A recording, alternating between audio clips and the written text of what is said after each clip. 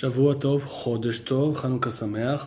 בדרך כלל אני לא מעלה דברי תורה במוצאי שבת, אבל השבת בסעודה שלישית נפל לי איזשהו אסימון.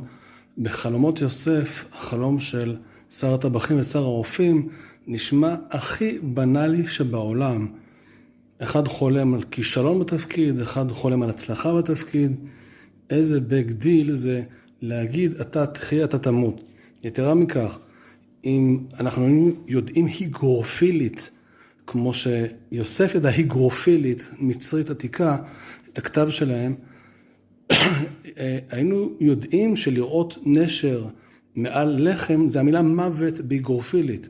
אז איזה גאונות זה לפתור את החלומות של שר הרופאים ושר המשקים בבית שר הטבחים. אבל הנקודה היא שהסיפור הזה הוא הכנה לסיפור הבא, חלומות פרעה.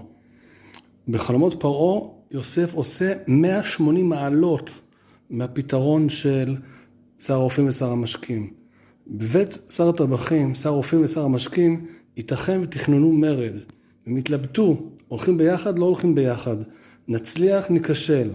בא יוסף ואומר, כל אחד יש לו את הגורל שלו, ואי אפשר לסטות מהגורל. אין לכם מה לעבוד כצמד.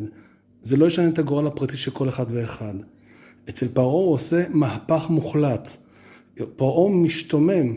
מה? לפי הגורל יש 7 שנות רעב, ואני אצא מורווח מזה? יוסף בא ואומר לו שאפשר להתגבר על הגורל, ולהפוך את הגורל שלך מלימון ללימונדה. אתה במקום ליפול ולקרוס כלכלית והמדינה והשלטון והאימפריה תיפול, אתה תהפוך להיות האדם לא רק הכי עשיר, אלא היחיד שיש לו כסף. כי כולם ימכרו הכל, את האמא ואת הסבתא, את הבהמות ואת השדות ואת העבדים, אתה תהיה היחיד עם כסף. אז יוסף פה לא רק מפעים את פרעה בזה שאפשר להתגבר על הגורל, הוא משנה את הפירוש שלו מקצה לקצה.